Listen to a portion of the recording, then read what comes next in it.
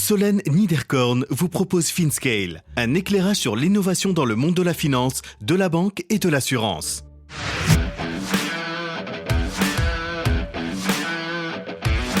Portage, le fonds Vici au service de ses entrepreneurs. Hélène Falchier, partenaire chez Portage à Paris. Une des principales questions qu'on se pose toujours en comité d'investissement, c'est comment on va les accompagner. Est-ce qu'on peut les accompagner efficacement en fait ? Et sur certains sujets, peut-être que l'on connaît moins bien ou qui sont un petit peu plus éloignés de la fintech, dès lors qu'on ne sait pas comment les accompagner, finalement on ne va pas investir. Donc c'est vraiment un sujet pour nous qui est très clé. On veut vraiment pouvoir avoir une valeur ajoutée par rapport aux entrepreneurs qu'on accompagne, donc c'est quelque chose qui est très important pour nous. Dans cet épisode, Hélène revient sur sa carrière en private equity et corporate venture avec la création d'OpenCNP et ce qui l'a motivée à rejoindre Portage. Après un petit retour d'expérience sur le corporate venture dans le secteur de la banque et de l'assurance, nous découvrons le tout premier fonds Global FinTech lancé par Portage en 2016 au Canada, visant à aider les grands corporates à se digitaliser. Hélène présente la plateforme de Sagard, plateforme d'actifs alternatifs de 5 milliards d'euros sous gestion, mais également la richesse de cet écosystème qui permet d'accompagner les 12 investisseurs dans leur due diligence, mais également des sociétés du portefeuille du fonds spécialisées en FinTech. Hélène décline les différentes thèses d'investissement et notamment dans l'assurtech. Vous le comprendrez, l'ADN de Portage, c'est celle du partenariat. Cette dernière nous explique comment elle et les autres investisseurs sélectionnent leurs startups et en particulier sur les critères ESG et de diversité. Enfin, nous parcourons les investissements dans des fonds comme la Famiglia et les sociétés du portefeuille comme Pledge, acteur français du Buy Now Pay Later. Je ne vous en dis pas plus, mais prenez des notes, c'est très fourni comme entretien. L'autre alternative, c'est de vous abonner à la newsletter de FinScale, solène.substack.com. Je vous remets tout cela au propre chaque semaine. Bonne écoute à tous.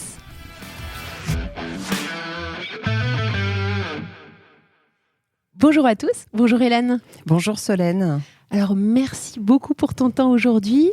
On t'entend peu sur les podcasts, donc je suis vraiment très flattée que tu aies accepté mon invitation aujourd'hui. On est là pour parler de Portage et en fait pour faire du brain picking parce que tu as énormément de choses à nous apprendre sur plein de sujets. Je vais te laisser te présenter. Et ce que j'aimerais que tu nous expliques peut-être un peu plus en détail, c'est ton passage la longue expérience que tu as chez OpenCNP et comment les choses ont évolué pendant toutes les années où tu étais chez OpenCNP en CVC. Si tu pouvais juste préciser ces éléments-là. Oui, tout à fait. Alors, merci beaucoup de m'avoir invitée, Solène. Je suis très flattée de faire partie de la longue série de FinScale. Oui, auparavant, j'étais chez CNP Assurance, un grand groupe d'assureurs, et j'ai lancé ce fonds de corporate venture à la fin de l'année 2015, avec comme but de faire ce pont entre un grand corporate et l'écosystème startup. Et c'était vraiment une super expérience pour moi de monter OpenCNP avec, chez OpenCNP, le but d'avoir un investissement avec la même rigueur qu'un investisseur VC et puis un volet partenariat, comment un grand groupe corporate, un assureur, peut créer plus de liens, plus de partenariats avec cet écosystème startup. Donc c'est vraiment ce qu'on a fait chez OpenCNP, avec plusieurs investissements comme Lendix, October maintenant, mais il s'appelait Lendix à l'époque, un investissement dans Lydia, un investissement dans Alan. Et cet écosystème corporate venture, est-ce qu'il a évolué ? Je ne saurais pas véritablement dire. Je pense que là où c'est important, en fait, c'est véritablement d'avoir l'ADN du corporate au sein de ce corporate VC pour avoir quelque chose qui fonctionne aussi bien pour les startups qui rentrent, qui sont supportés et avec qui le corporate va travailler, comme pour les business units en fait de ce corporate, pour arriver à s'identifier et véritablement créer des partenariats intelligents avec les startups. Pour moi, c'est vraiment la clé. Après, ça existe depuis super longtemps le corporate VC, mais c'est vrai qu'on a vu énormément de corporate VC dans les années 2015, 2016, 2017 au niveau des banques et des compagnies d'assurance qui étaient peut-être un petit peu plus en retard sur ce sujet-là que certains segments de l'industrie ou des médias ou du retail. Intéressant. Et en fait, tu as toujours fait toute ta carrière en VC ? Non, pas du tout. J'étais avant responsable des investissements private equity. Donc, j'ai fait beaucoup d'investissements. J'ai toujours Chez travaillé CNP ? Chez CNP et puis dans d'autres assureurs auparavant, dans d'autres groupes d'assurance.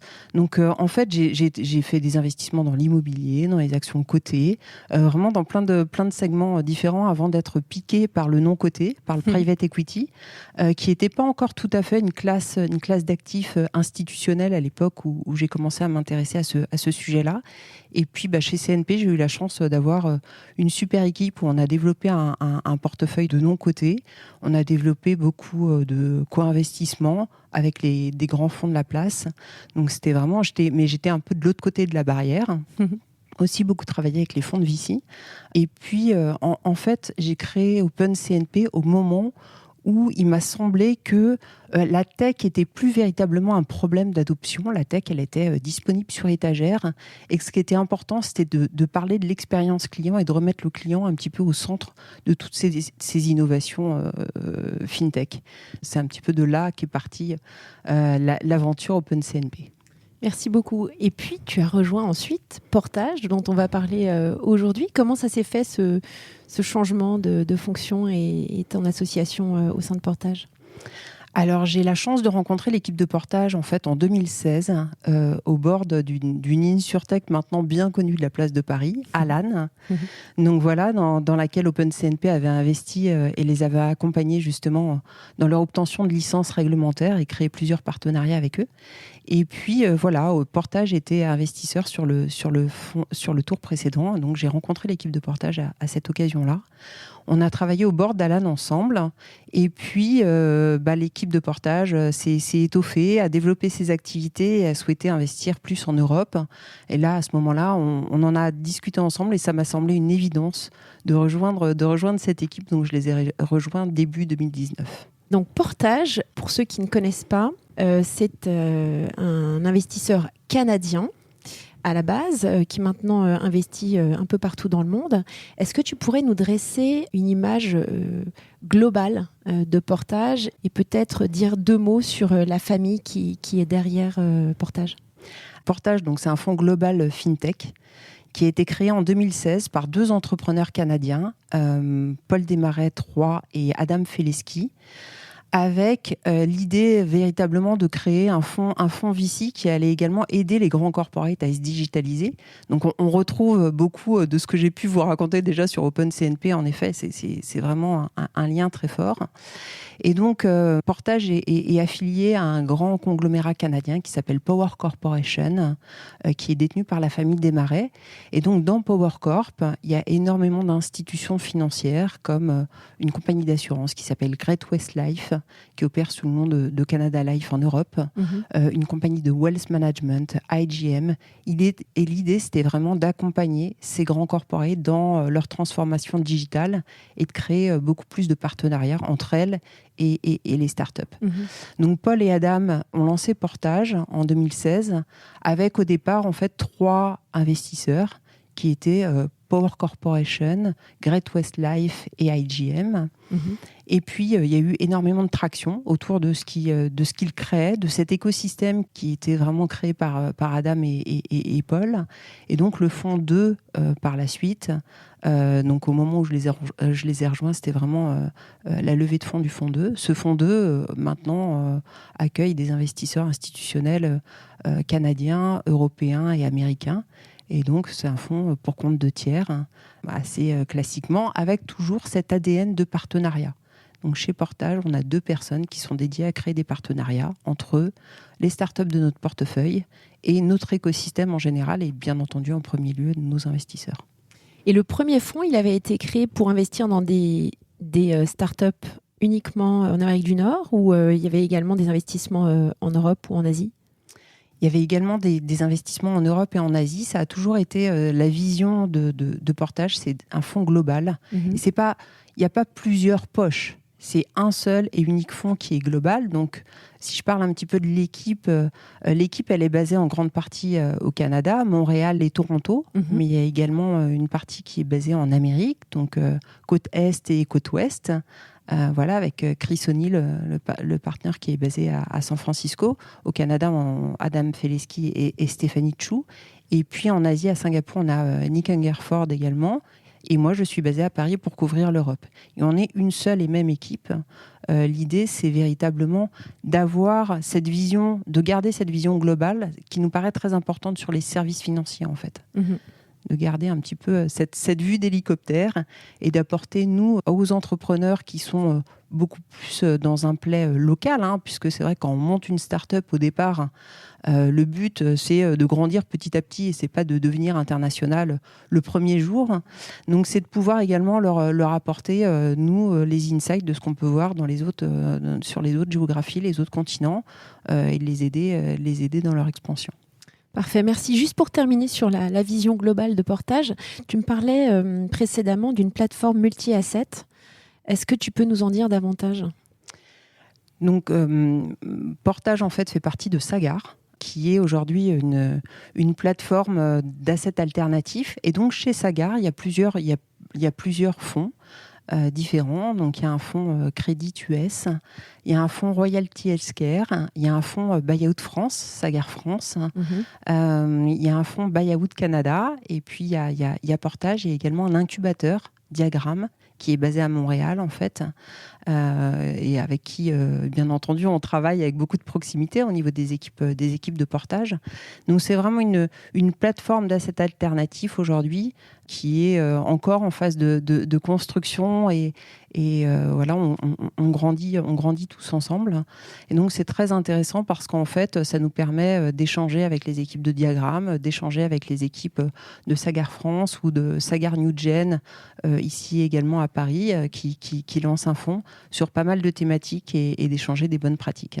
Au niveau des AUM, vous êtes à combien ? Tu peux nous citer quelques chiffres pour qu'on se rende compte, donc les assets sous gestion au niveau global et les équipes, combien de personnes ça représente à peu près ? Alors, au niveau de Portage, nous, on est une équipe de 12 investisseurs aujourd'hui, au niveau global. Oui. Donc, 6 partenaires et puis 6 principal analystes qui font partie de l'équipe. On a une grosse plateforme opérationnelle qui nous accompagne. Donc, chez Portage, on a également accès à un CTO, un Chief Security Officer, un VP Sales, un Head of Growth, qui sont des gens, en fait, qui nous accompagnent aussi bien dans nos due diligence que par la suite, en fait, au niveau des sociétés du portefeuille. Donc, voilà. Et puis, il y a les autres équipes. Il y a beaucoup de fonctions qui sont communes à la plateforme de gestion, donc tout ce qui est légal, tout ce qui est communication, voilà, donc c'est tout ça est mutualisé. Et aujourd'hui, on a un peu plus de 5 milliards d'actifs sous gestion, 5 milliards de dollars d'actifs sous gestion chez Sagard. Alors, je pense que pour la big picture, c'est bien plus clair dans notre esprit à tous. Maintenant, si on en vient au fond, donc toute la partie gestion en Europe, ce serait intéressant de savoir un petit peu, voilà, votre thèse d'investissement, les boîtes qui vous intéressent, quelques startups dans lesquelles vous avez déjà investi. Et ce que j'aimerais comprendre, c'est le positionnement de la thèse d'investissement en Europe vis-à-vis de l'Amérique du Nord, du Canada en particulier. Alors, donc, on est un fonds FinTech. On ne fait que de la FinTech et on travaille beaucoup par thèse d'investissement. Donc, dans nos grands domaines cœur d'investissement, c'est bien entendu tout ce qui touche au wealth management, puisqu'on est lié à la base à IGM, et on est un des plus grands investisseurs nord-américains sur cette thématique-là. Attends, je te fais juste une petite parenthèse, parce que FinTech, ça peut vouloir dire tout et n'importe quoi. Tout à fait. Est-ce que tu entends FinTech au sens très global, c'est-à-dire incluant la SurTech, la RegTech, la FundTech, la RiskTech, ou vraiment le volet plus bancaire, services financiers. Tu citais Alan, donc j'imagine que c'est une vision plutôt globale de la FinTech ? Justement, il y a le wealth management, il y a l'InsurTech, qui fait partie vraiment d'un pilier important d'investissement pour nous.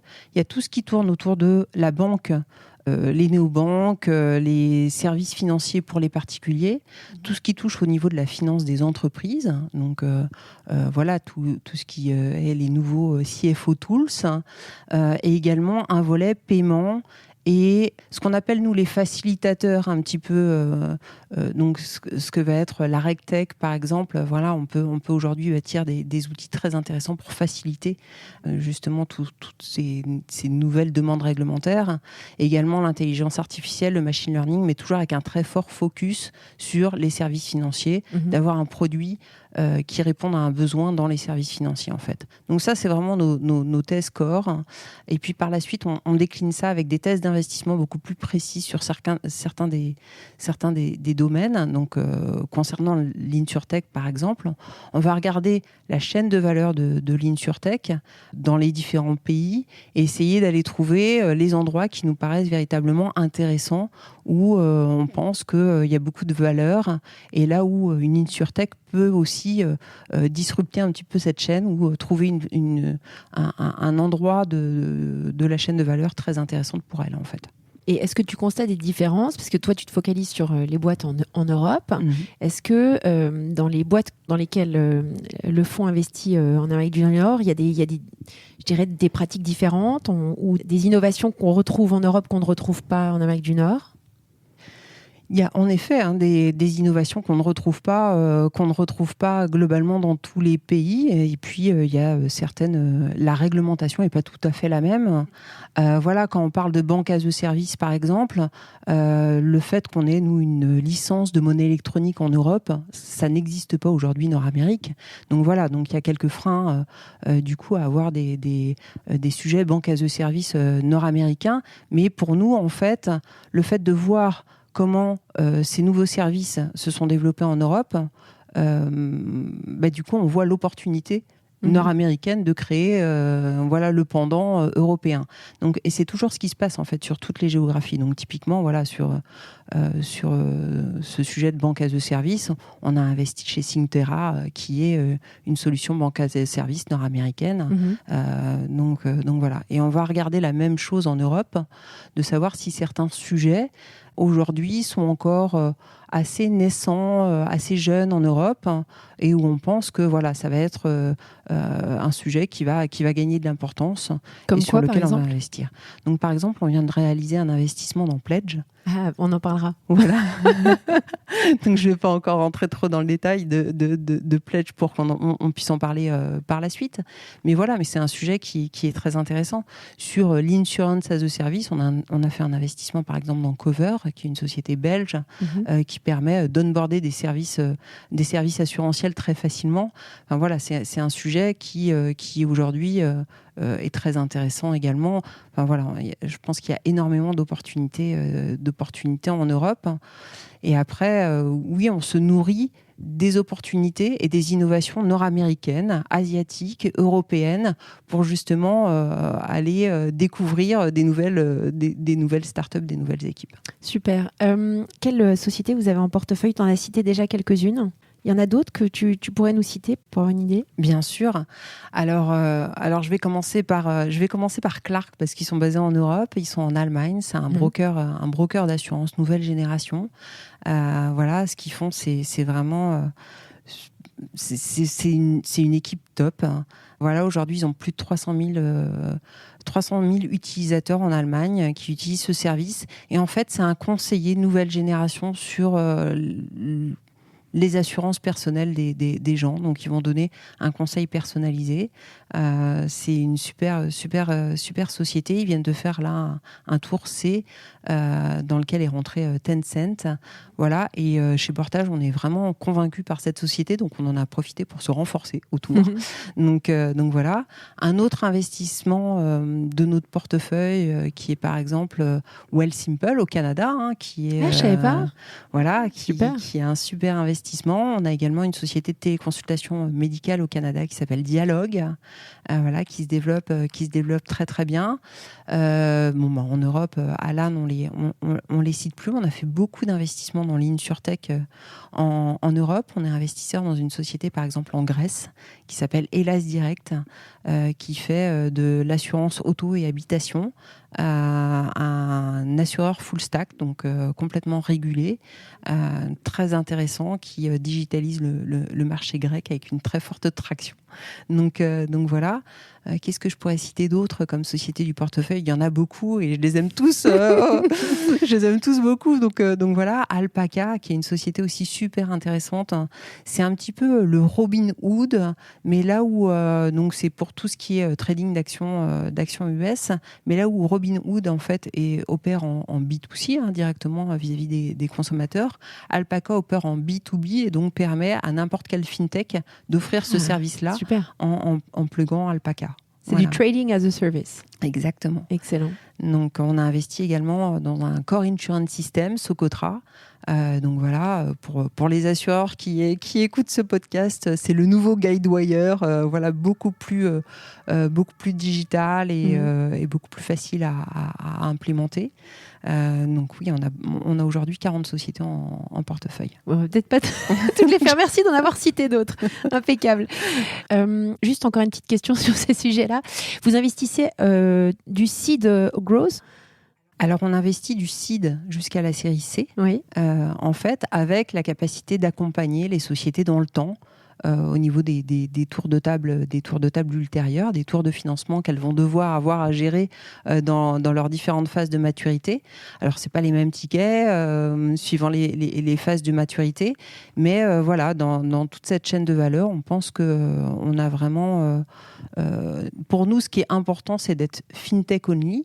Donc, on a véritablement une expertise très détaillée dans ce champ-là.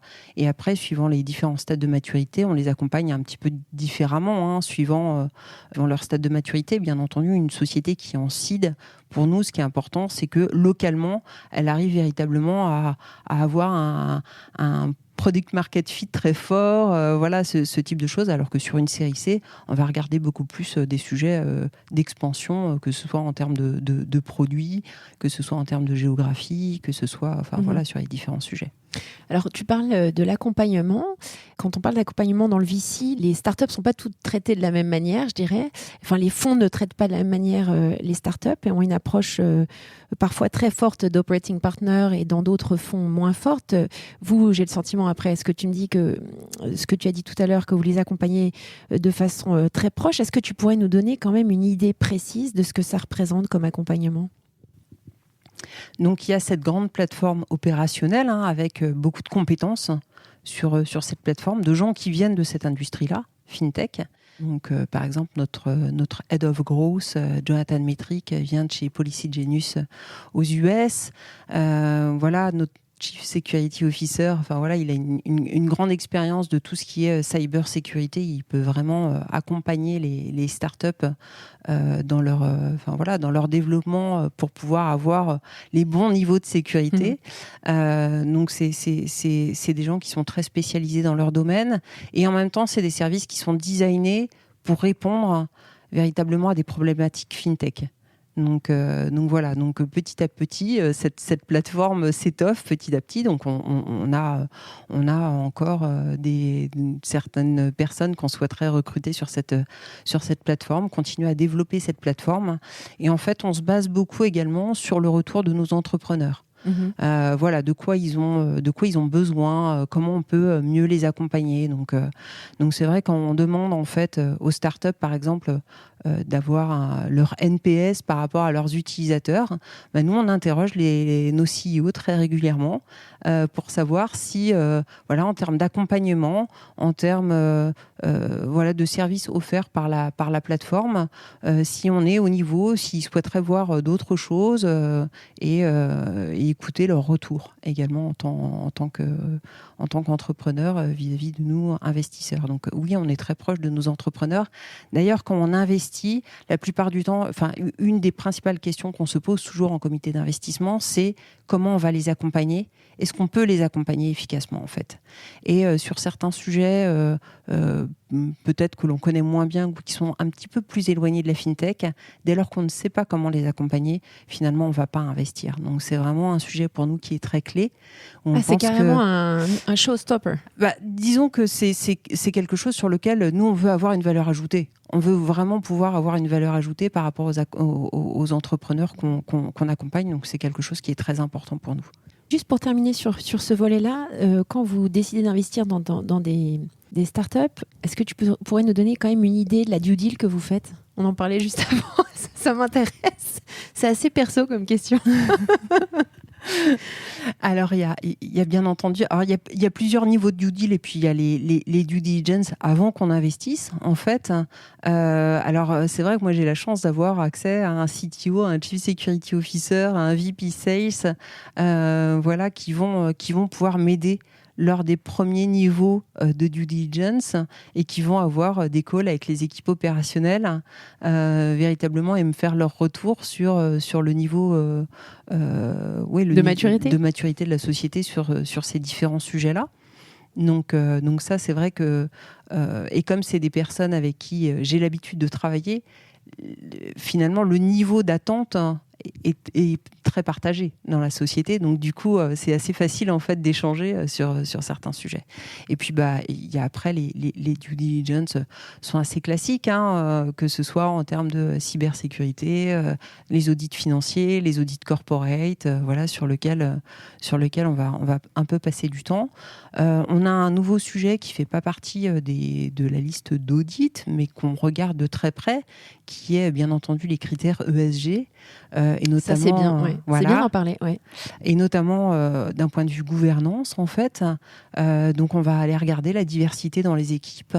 Alors, c'est un sujet qui est très important pour nous, ce sujet de diversité. Déjà qu'on s'applique nous-mêmes. Voilà, c'est un sujet voilà, au niveau des partenaires. On est 2 femmes partenaires et on a énormément de diversité dans nos équipes. Mm-hmm. Et c'est quelque chose qu'on regarde également au niveau des équipes de fondateurs qu'on accompagne et au niveau de leur recrutement, de leur composition de board pour favoriser cette diversité. Et ça, c'est vraiment un point qui est très important. Alors, c'est un point qui est très important partagé chez Portage et chez Sagar. Ouais. Et puis, c'est un sujet qui, pour moi, et en plus, résonne énormément, puisque je pense que les fintech, c'est quand même les services financiers de demain. Et donc, voilà, si on pouvait ajouter un peu plus de diversité, notamment dans ce segment, voilà, je pense que ça serait pour le bien-être de tous. Je ne peux que te suivre sur cela. Alors, si on rentre dans... En fait, je voulais qu'on discute de 2 investissements en particulier. Le premier, c'est dans un fonds, puisque vous avez investi également dans certains fonds, donc la Familia, et l'autre qui est sur Pledge. Pourquoi vous avez décidé d'investir dans des fonds ? Je pense que j'ai la réponse, mais j'aimerais que tu nous la donnes. Et pourquoi la Familia ? Alors, on a décidé d'investir dans des fonds qui sont des fonds, la plupart du temps, très pré-seed, seed stage, donc très early stage en fait, ou des fonds spécialisés dans certains domaines. Par exemple, voilà, on a accompagné des fonds qui étaient plus axés sur des domaines crypto, qui sont des domaines relativement complexes et sur lesquels on avait besoin, nous, d'acquérir beaucoup plus de maturité. Donc de pouvoir bénéficier, eux, de leur expérience, ça nous a aidés justement à travailler sur nos tests d'investissement qui sont toujours très détaillés. Donc voilà.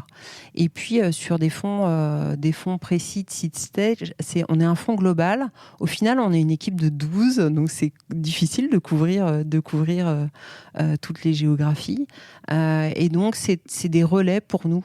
D'un point de vue deal flow, d'un point de vue rencontre avec les startups, d'un point de vue échange également sur l'écosystème. Voilà, et c'est un petit peu comme ça que la rencontre s'est faite avec la Familia. Il y en a d'autres, on a fait d'autres investissements.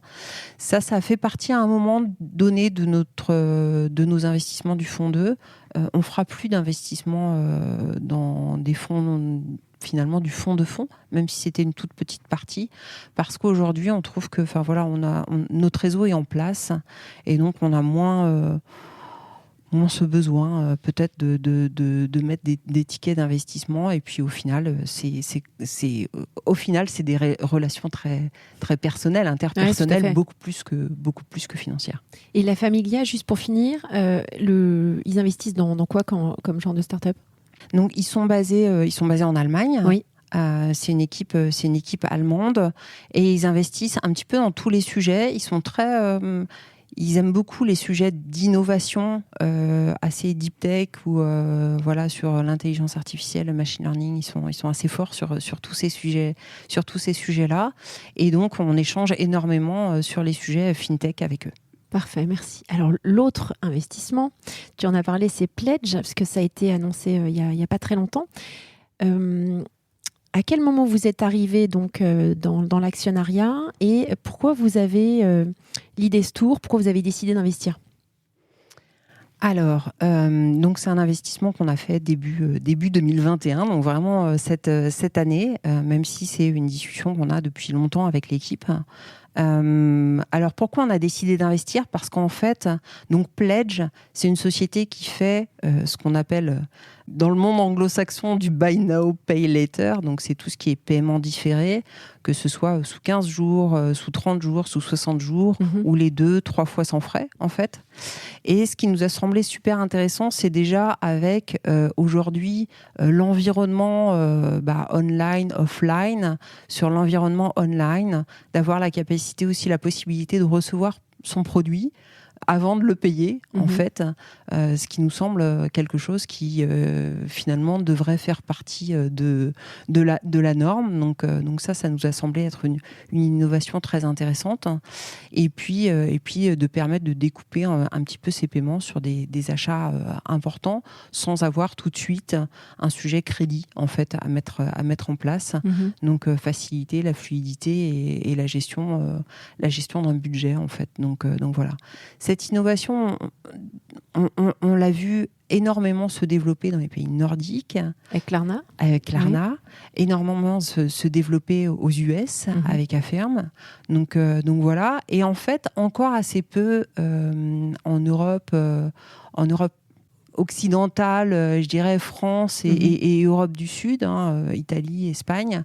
Ce pour plusieurs raisons. Enfin, la première raison, c'est qu'en fait, on n'a pas de crédit de bureau. Ici en France, donc il faut réaliser son propre scoring et comme c'est des achats comme c'est des solutions qui doivent être très intégrées avec des crédits de scoring qui doivent se faire en temps réel, c'est pas quelque chose de très évident en fait à mettre en place. Et puis en fait, il faut que ce soit très intégré à tous les services de paiement pour un marchand, pour que véritablement ça soit quelque chose qui soit complètement seamless dans le parcours d'achat. Et en termes d'investissement, vous avez investi combien ? Donc on a l'idée ce tour avec Aqualine qui nous a accompagnés. C'est un tour de 15 millions d'euros. D'accord. Puis il y a tout un volet financement, ligne de financement, puisque pour pouvoir servir les opérations de ce type de business, il faut également des lignes de financement. On est très content qu'Aqualine nous accompagne également sur ce tour parce qu'ils ont une grande expérience aux US de ce type de business. Et donc on trouve qu'on est très complémentaires en fait pour accompagner Pledge dans ces étapes de développement. Et l'équipe ça représente combien de collaborateurs Pledge maintenant ? C'est aujourd'hui une quinzaine de personnes, donc c'est encore tout petit, même si en fait ils ont une très forte traction auprès des grands retailers. Donc ils travaillent avec Decathlon, ils travaillent avec Leroy Merlin, ils travaillent avec Mano. Donc ils ont une très forte traction avec des grands retailers pour plusieurs sujets. Donc ce que j'indiquais, le fait qu'ils soient intégrés complètement au service de paiement, qui travaillent en marque. Ça veut dire quoi intégrer au service de paiement pour toi ? C'est-à-dire qu'en fait, pour le marchand, il n'y a pas de réconciliation à faire. D'accord. Okay. Donc voilà, ça s'intègre dans son flux actuel de gestion de ces paiements. D'accord. Donc voilà, donc ça c'est très intéressant. Et puis une offre aujourd'hui qui est finalement qui était assez peu développée et qui est aujourd'hui demandée par les clients de ces grands retailers. Super. C'est quoi tes takeaways depuis le lancement de l'Europe ?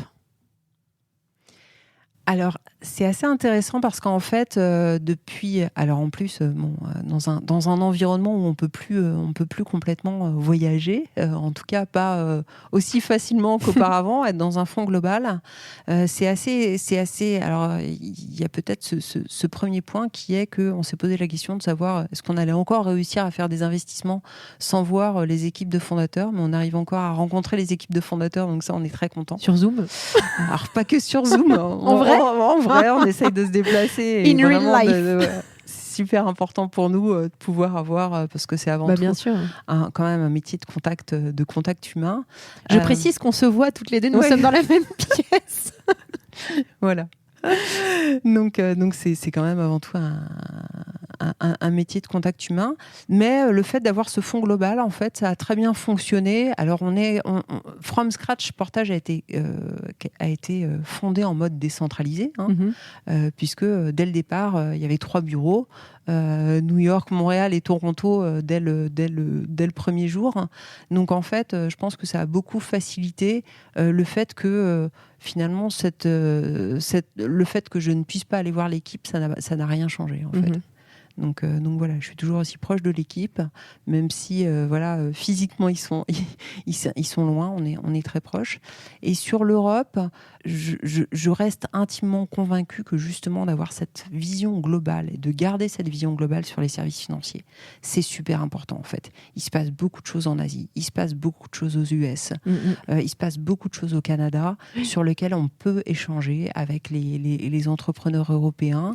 Et oui, la réglementation n'est pas la même. Et donc, on n'opère pas du tout de la même façon ces business régulés. Mais malgré ça, en fait, il y a énormément de learning, il y a beaucoup d'échanges entre les entrepreneurs de notre portefeuille. Et ça c'est pour moi quelque chose... j'ai été convaincue, mais ça s'est véritablement renforcé encore ces dernières années, en fait. Quel livre tu nous recommandes pour qu'on se quitte ? Alors... Ou podcast, mais je sais pas si tu écoutes beaucoup de podcasts. J'écoute beaucoup de podcasts. J'avais un petit peu arrêté et merci Solène, du coup j'ai recommencé à écouter énormément de podcasts, donc ça c'est super. Et au niveau des livres, il y a un livre véritablement dont je souhaitais parler aujourd'hui parce que c'est un livre que je reprends régulièrement. J'ouvre, je le ferme, je vais lire une petite partie puis je vais le refermer, qui est le livre de Ray Dalio. Principles, Life and Work. Voilà. Et ce que j'aime beaucoup dans ce livre-là, c'est que ce n'est pas quelque chose à appliquer à soi-même. C'est justement pour construire ses propres principes de vie et voilà son système également de travail. Et ça, je trouve ça vraiment, c'est vraiment un super fantastique, ce livre. Voilà. Et donc, pour les flemmards, il y a une vidéo aussi. Il y a même la vidéo tout à sur fait. YouTube. Tout à fait. Parfait, merci beaucoup Hélène. J'ai adoré cette discussion. Merci Solène pour ton invitation. À bientôt. À bientôt. Merci à tous pour votre écoute. Je suis ravie d'avoir partagé ce moment avec vous. N'hésitez pas à me contacter sur Twitter ou LinkedIn pour me faire part de vos commentaires ou de vos réactions. Et je compte sur vous pour noter cet épisode sur vos plateformes de podcast préférées. À la semaine prochaine.